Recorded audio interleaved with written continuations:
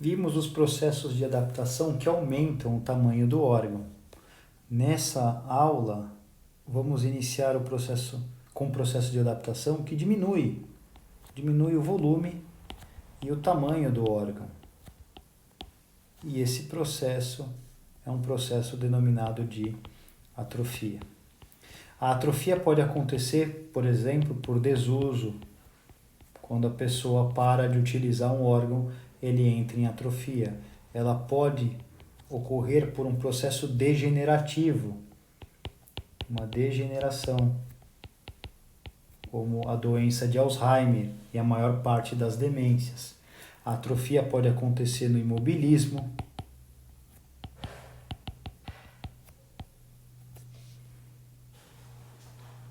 ou a atrofia pode ser gerada por outros processos que acabam degradando ou o tamanho da célula ou o número das células.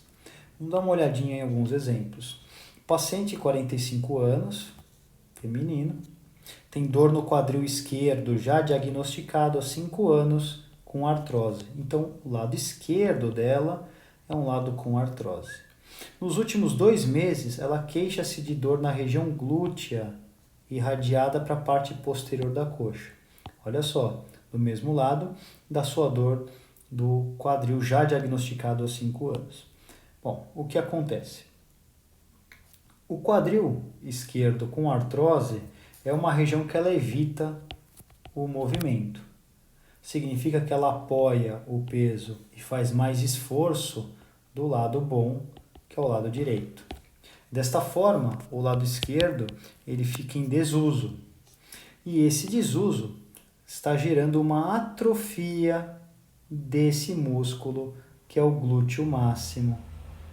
Observem o glúteo máximo saudável, o volume dele, e o glúteo máximo atrofiado. Então aqui eu tenho um processo de atrofia muscular, evitando o uso do lado.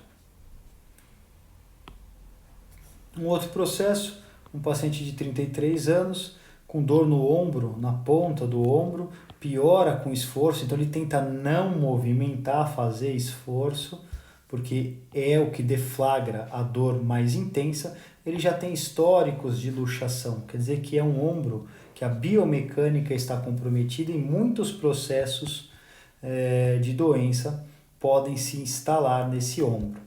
Quando olhamos para uma imagem de ombro, que é uma ressonância magnética de ombro, a espinha da escápula, o corpo da escápula, a fossa supraespinhal, ou na radiografia chamaríamos isso de Y escapular, e se eu traçar uma linha em cima do Y, é comum que a musculatura passe dessa linha. Esse músculo é o músculo supraespinal. Percebam que o sinal do músculo é baixo, né? Um hipossinal desse ventre muscular, na ressonância magnética ficando mais escuro. No paciente, a gente observa o Y escapular, novo. E se traçarmos uma linha em cima do Y, o ventre todo está para baixo dessa linha, e aqui não tem apenas sinal de músculo, tem esses infiltrados esbranquiçados com hipersinal, que é de gordura. Quer dizer que esse músculo reduziu seu tamanho e acabou recebendo depósito de gordura entre as fibras, e não só no músculo supraespinal, mas em outro músculo do manguito rotador. Quer dizer que a paciente sofre de uma atrofia muscular no ombro, do músculo supraespinal principalmente.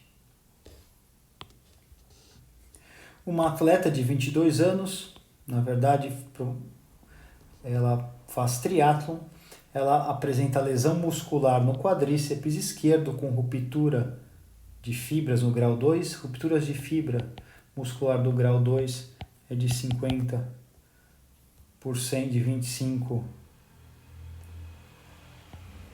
a 50% em torno das fibras. Imobilização por 22 dias, então ela ficou 22 dias imobilizada e refere dor na região. lado esquerdo, né? Lado esquerdo, quadríceps esquerdo. O quadríceps direito, o quadríceps esquerdo. Então, vamos identificar o quadríceps dela. O vasto intermédio, o vasto medial, o vasto lateral e o reto femoral. Então, essa musculatura aqui é a musculatura do quadríceps da triatleta. E do outro lado, já dá para perceber que diminuiu de volume intensamente, sofrendo um processo de atrofia. Esses são processos de lesões, de adaptações celulares, ou seja, pode ser que a célula volte ao processo normal. O que vamos ver agora? Quando a célula se adapta, as adaptações que estudamos, adaptações que estudamos até agora, a hipertrofia, a hiperplasia e a atrofia. Existem outras, tá? Quando a célula não se adapta, ela entra num processo de lesão. E nós temos as lesões que são reversíveis.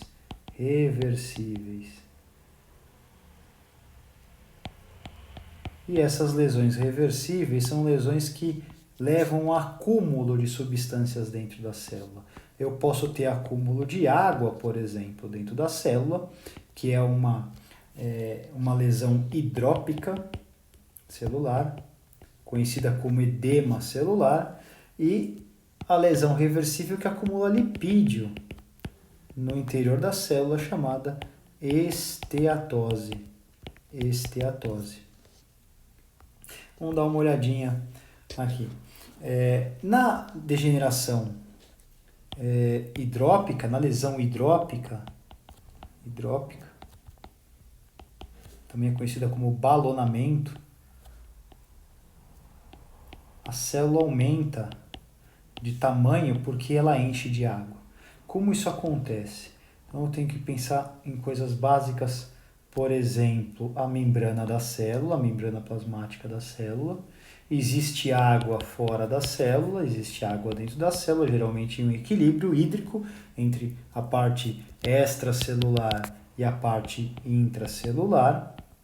E essa célula recebe sangue constantemente, e com esse sangue vem oxigênio. O oxigênio entra na célula, vai até a nossa mitocôndria, e esse oxigênio é transformado em ATP, energia. E essa energia é muito importante porque o funcionamento da célula a despolarização celular promove a entrada de íons de sódio e a saída de íons de potássio da célula. Quer dizer que, quando a célula funciona normalmente, a tendência é do sódio entrar nessa célula. Mas, se esse sódio entra, a célula tem que arrumar um jeito de jogá-lo para fora. E o único jeito de jogar o sódio para fora é usar a bomba, chamada bomba de sódio e potássio. O que a bomba de sódio e potássio faz? Primeiro, ela é uma proteína na membrana, e essa bomba de sódio e potássio ela usa o ATP, e ela pega o sódio que está dentro e joga para fora, e pega o potássio que está fora e traz para dentro, novamente, equilibrando o que era inicialmente. Se ocorrer uma obstrução do vaso, se o vaso sofrer uma oclusão que diminua a quantidade de oxigênio, se eu diminuir a quantidade de oxigênio, eu diminuo a quantidade de ATP e eu diminuo o funcionamento da bomba. Essa bomba com funcionamento diminuído faz com que uma quantidade de sódio se acumule dentro da célula. E o que acontece acumulando sódio dentro da célula? Eu tenho a atração das moléculas de água junto, porque a água é arrastada para o local onde tem sódio. Quer dizer que bomba de sódio e potássio funcionando em baixa atividade acumula sódio que puxa água.